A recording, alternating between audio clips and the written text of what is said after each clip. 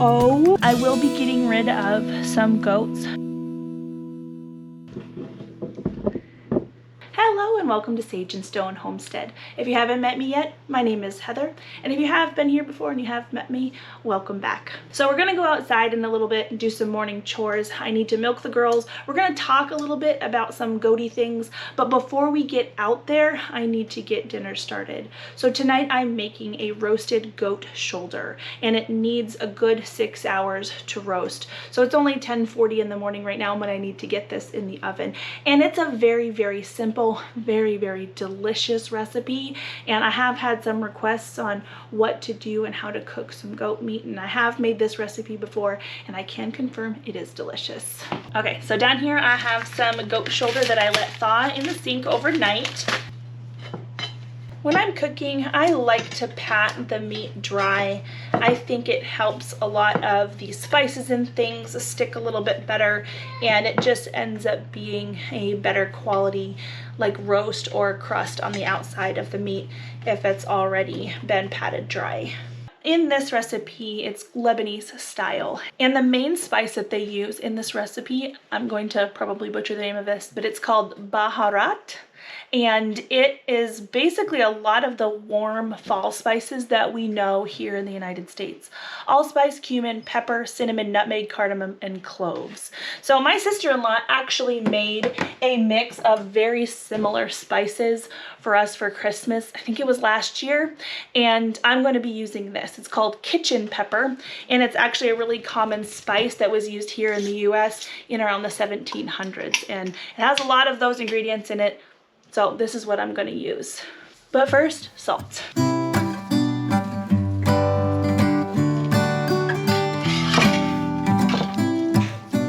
Can't forget the garlic.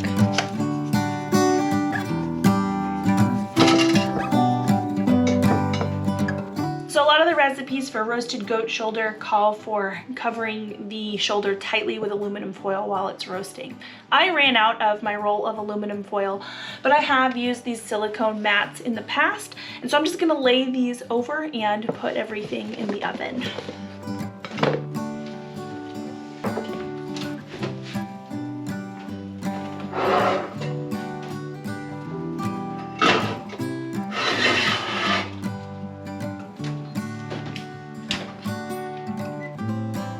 So initially I had preheated the oven to 400 degrees, and then when the meat went in, I dropped it down to 325. So that was it, a very simple prep, and at about 5 o'clock we'll take it out and be sure to show you that.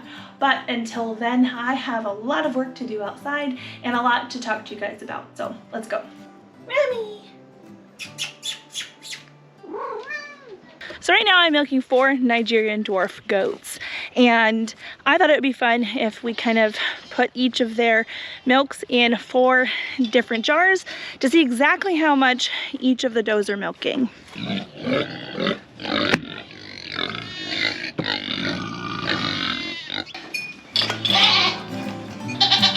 Good morning!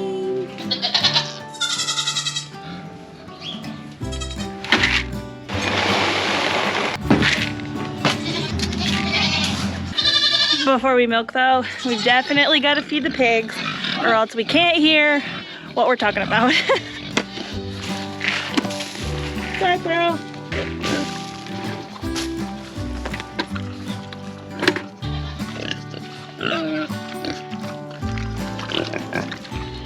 So as you can see, I moved Bobo back in with his girls the other night. So hopefully in around 4 months, maybe a little bit longer, there will be some little piglets running around here.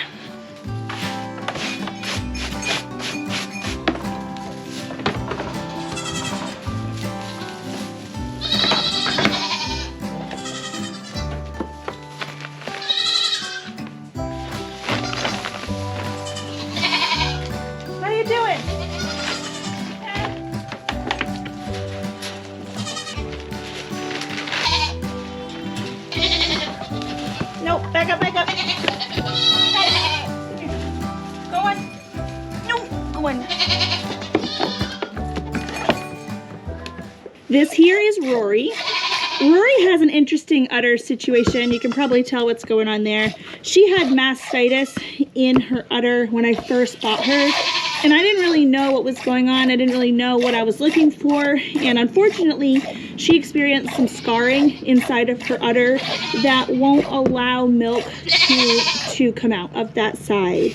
She will fill up a nice full udder on both sides right before she kids, but then neither the kids or myself can really get much out. There's something scarring in the ducts way up on the inside, and thankfully she is able to raise kids pretty well with just the one side functioning. But it is kind of unfortunate that we're really not able to see her full capacity. It's definitely one of the reasons that I retained a couple of her doelings, hoping that her udder will live on with them. She does have a few milk stars on her pedigree.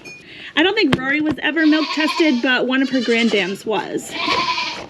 And that particular granddam was a 4-star milker, which is pretty good.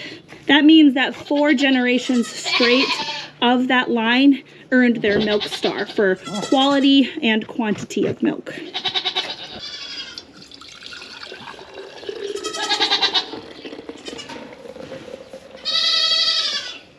So Rory here has a solid 2 cups with a little bit of foam. After that foam settles out, she will have a little bit more than 2 cups, which I think is pretty impressive given her age and her udder situation. And the fact that I'm only milking once a day. You can milk twice a day or even 3 times a day and get a little bit more milk overall.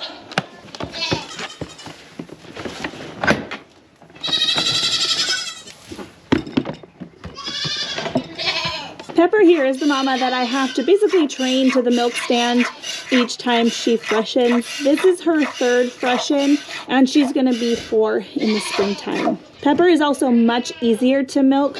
She has a softer udder, longer teats, and I think the orifices or the openings to her teats are a wider opening than Rory's. So I really like milking Pepper. She's very easy to milk, and she lets all of the milk out. She takes probably around like 1/3 of the time to milk out than Rory does. And part of that is Pepper, she stands pretty still.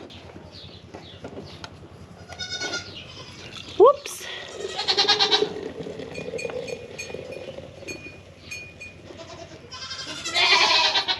So because Pepper milks faster, she does create a little bit more foam upon milking. So she has a little bit over 2 cups, but she's got significantly more foam. I think once this foam settles out, Pepper will have given us 2.5 cups.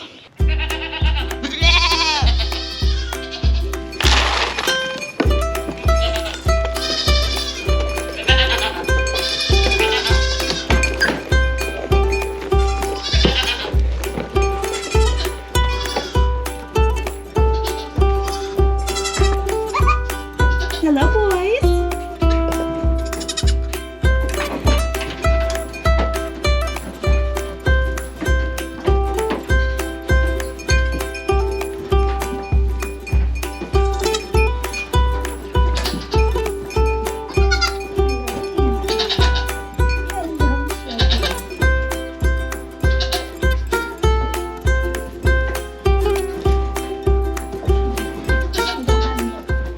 Little Titus here, he's our keeper buck out of Pesky. We're gonna milk her next, but he is just the sweetest. He runs to me before he runs to his mama, and I don't know why, because I've never bottle fed him or anything, but there's nothing better than a sweet buck, so I'm really happy that he's really used to me and loves me. Do you want to go? I'm trying to tell the people that you love me, and it looks like you don't. He does. Come on.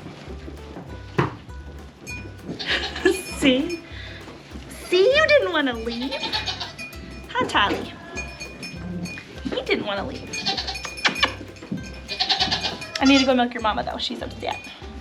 Okay, let's go. I think he's right around 4 weeks old. I'll have to check my notes.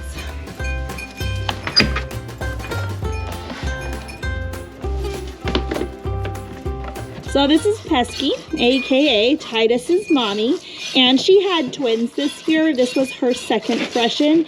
Pesky has some of the tiniest teats in the whole herd, and they're not the easiest to milk out either. I do get cramps when I go ahead to milk Pesky, and I wish that wasn't the case, but here we are.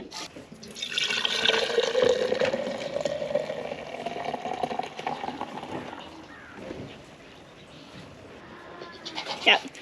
Pesky's milk is just above the 2.5 cup mark, and she has a little bit of foam to settle out. So just under 3 cups for Pesky, and she hasn't quite reached her full capacity of milk.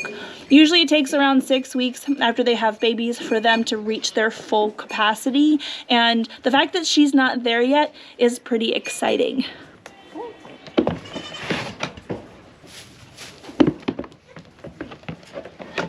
And last but certainly not least is Mayhem. Mayhem is an overachiever, and we are probably going to have to dump this bucket out in the middle of milking instead of the end of milking. Mayhem is a little bit hard to milk out at first, I think because her udder just gets so full. Sometimes you have to relieve the milk towards the bottom of the udder before you can get a really good grip when you're hand milking. And that's kind of the case for her. Here, stand straight, Mama. And she is out of Margie, who is my best tiny goat milker. And these goats, this line of goats from Margie, they are not registered. And right now, they are unable to be registered. I have been doing a little bit of research, and I'm finding out that there is no way to breed up an unregistered Nigerian into registered status. So with goats like La Manchas, you can start with a goat that looks like the breed standard but doesn't have papers, and you can breed them back to registered animals and get a pedigree out of that, and eventually that line of goats becomes registerable. For some reason that's not the case for Nigerians, and I really wish it. Oh no.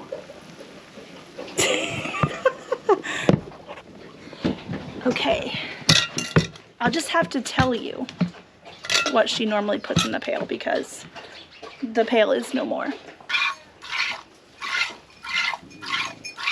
So we got significantly less out of Mayhem today than we would have, but I did happen to milk Mayhem and Pesky out and take individual measurements just a couple days ago. I did get pictures, and we get close to 4 cups out of Mayhem, which is really awesome. Like I said, this is her second freshen, and usually a goat doesn't come into their full udder capacity or their full potential until their 3rd freshen.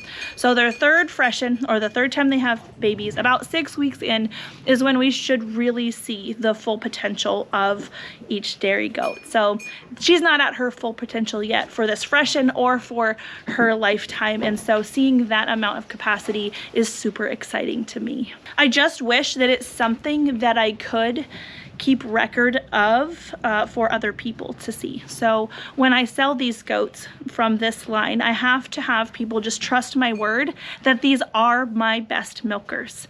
And that's kind of hard when people don't know you. It's kind of difficult to trust somebody by their word, especially when they're charging a premium for a dairy animal like we do. We charge what our animals are worth, and our animals do have values. So I wish that I could register this line of goats so that I could put this kind of thing down on paper and keep really great records, aside from just my handwritten and personal records, but really great records of what creates a really great line of goats like this. Because to me, personally, the capacity and quality of milk is really what matters. I don't necessarily care about the conformation of the goat. Mayhem has a little bit long of a leg for a Nigerian. She does still meet the height minimum, or she doesn't exceed the height maximum for a Nigerian dwarf, but that does not matter as much to me as a homesteader as milk in the pail. I really like having the capacity and the quality, and that's what we shoot for. So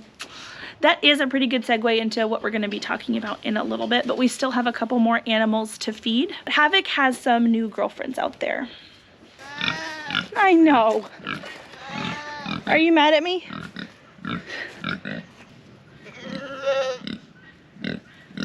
Hey, sweeties.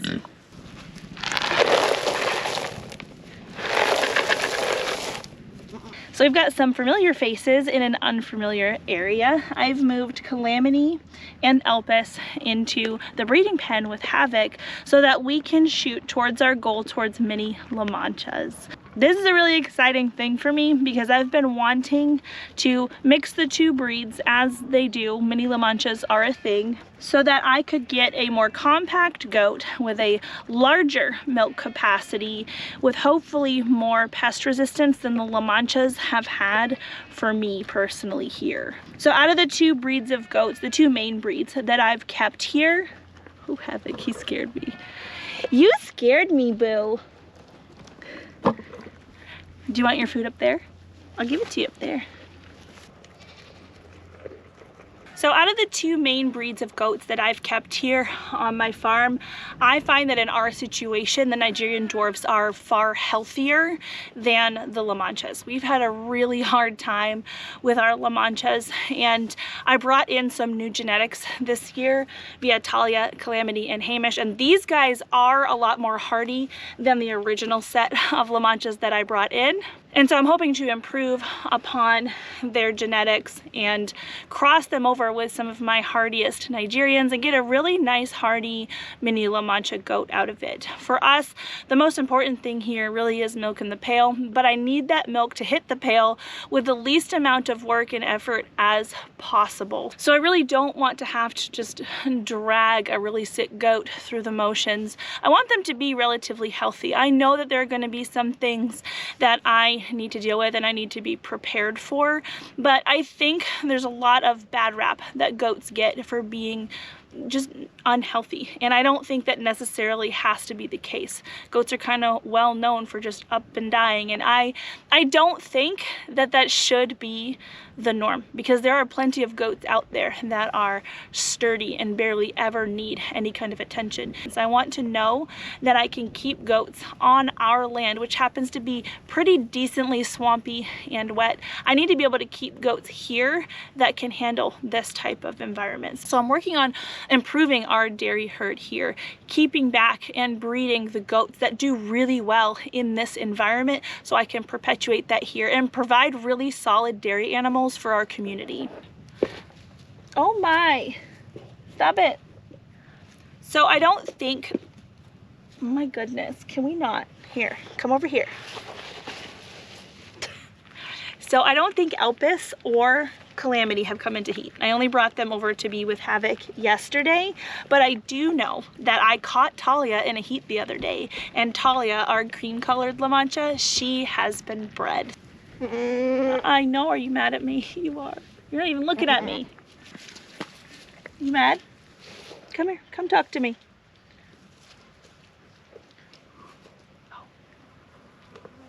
I need to move. There's a honeybee. I need to move. I'll come back later for my scoop. I left my scoop. I'll be back later. So this is Talia. Talia is bred now to Havoc, so we've got some more lovely Havoc babies on the horizon, hopefully with little tiny ears. So I've got to do a little bit of a fence line walk this morning, and we may get a couple of them following me. We'll see. Talia's good for it sometimes. But I really wanted to talk to you guys about really just honoring what your goals are personally. So we've been keeping goats a little less than 3 years. We got our first goats in 2020, and they have been an amazing joy and a really integral part to everything that we do here on our farm. I was kind of hemming and hawing over, well, if I'm going to be breeding these mini La Manchas, I'm going to be keeping back some of those mini La Manchas to work on that line. It's what I'm really passionate about. Inevitably, like, I'm going to have to get rid of some of my goats. I'm going to have to get rid of some goats that maybe don't fit what my goals are. And it's kind of funny that some of those goats that I would get rid of, some of the goats that are on the chopping block, are some of the registered goats. And you'd think that that really wouldn't be what would happen. You'd think that you would get rid of the unregistered goats first, because those are the ones of impure lineage, and those are the ones that you really don't know have been bred well. A large portion of registered animals is the honor system. And you have to understand too that not everybody is going to do things the right way. So even though the papers and things look good and sound good on paper, pun intended, I guess. It doesn't necessarily mean that everything on the paper is true. So you can be paying higher premium for animals that at the end of the day, depending on what your goals are, end up being worthless. So as I was looking into registering these mini La Manchas that are going to be hitting the ground here in the spring, I learned about a couple different scams of really high profile breeders for Nigerian dwarves, and I think it's happened with Nubians as well. And I'm sure those are the ones that have just been found out. I'm sure it happens with all of the breeds, but it seems like there are known cases of people lying on some of these forms and on some of these registrations and selling goats for a very, very high dollar that wind up that their papers get revoked because everything was done fraudulently. And so these goats that's supposed to be really great show animals and have gone into these really awesome show herds really are worthless for the show. They're great animals, of course. It's not the animal's fault. They probably have great conformation and great udder capacity, etc., etc. So it really depends on what your goals are. But if you were really going after a registered animal to try to prove their quality and take them to show, it can be a gamble. It can be a gamble because if something comes up fraudulent way up the line, the whole system comes crumbling down and you might have a worthless animal in the very end. So ultimately, I really think value is subjective. I genuinely don't think that registered animals are the be-all end-all, that you need to have a registered animal in order to have a quality animal. Actually, in our experience, the registered goats are a little bit more fussy. They need a little bit more attention. And I think sometimes, and this isn't always the case, so don't get me wrong, I think sometimes a lot more attention is paid to the way that the animal looks and the way that they produce as far as milk goes, and less about things that might matter to somebody who really just wants a great homestead animal, like pest resistance. So I think a lot of people focus more on, the conformation and the udders and the stuff that you really should care about that. I just wish that there was a section for the shows for pest resistance, but there isn't. And I think that's one of the more important things when it comes to goats. It's one of the things that plagues goats the most and can really be the downfall of goats if pests are not managed well. There's a lot of dewormers out there that are experiencing a lot of resistance in certain animals, and I think it's important for us as breeders to take note of that. And maybe, I know this probably isn't going to happen, but in a perfect world, you wouldn't breed a goat, even if they had the best conformation and the best udder, that you wouldn't breed a goat if they needed to have dewormers every 2 or 3 months. That's not a healthy animal. It's just not.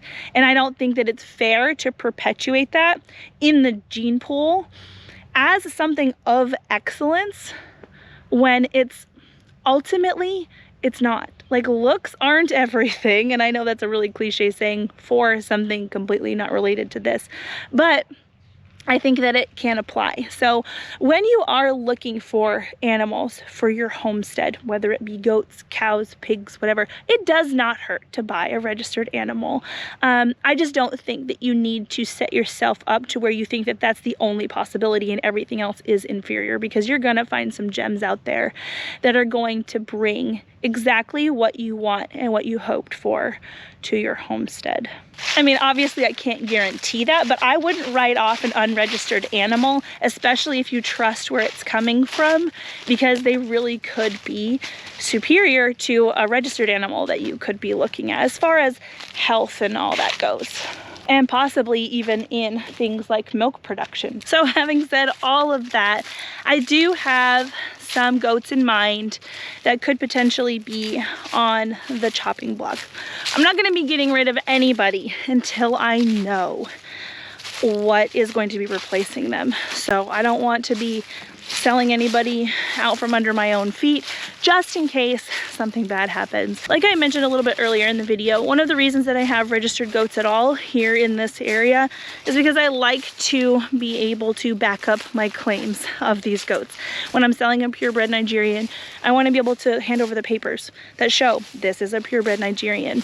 Having those papers and that security for the buyer also makes it so that I can increase my prices a little bit, which helps everything out, helps the bottom line and helps feed all the goats. But when it comes down to it, when I inevitably have to make decisions to decrease the amount of bodies in my barn in order to make room for our goals, the mini La Manchas, I may be getting rid of some of my registered Nigerians, which is a really hard thing to think about, but I don't have to fully think about it until I have some mini La Mancha kids on the ground. So because I don't have an infinite amount of land and I don't have an infinite amount of barn space, and this is really what's holding me back from having a million goats. I am gonna be making some decisions relatively soon. Not before there's any mini La Manchas on the ground, but I am going to have to make some downsizing decisions to work towards my goals. So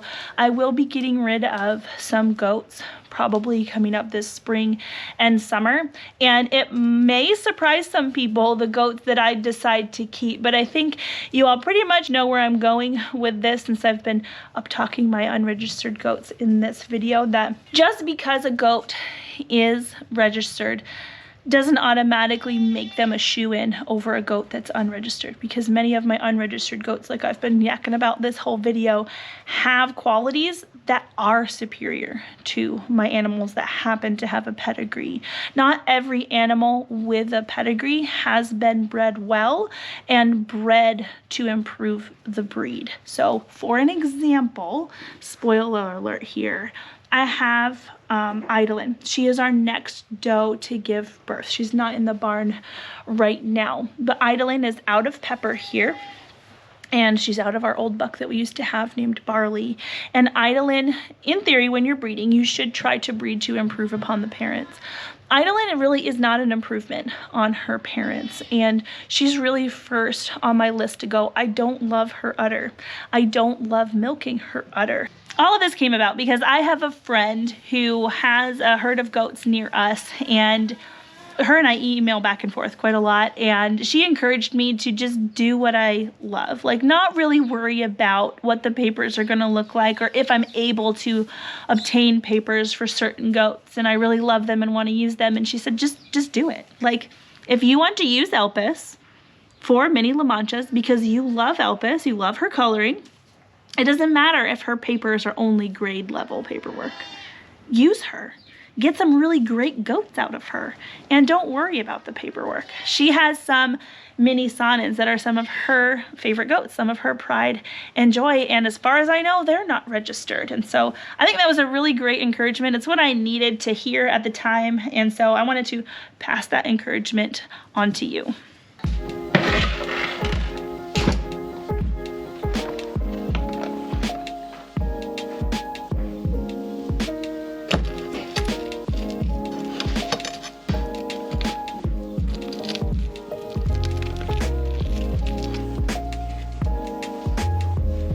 So this is the meat that we got off of one Nigerian dwarf goat shoulder. This meat is very, very rich, and so you don't need a whole lot to get a whole lot out of it. And as a reminder, this is a 2-pound goat shoulder. I'm going to be serving it with mashed potatoes and coleslaw. But first, we're going to give this a taste. Very good, and very, very reminiscent of pulled pork. And those spices are really awesome.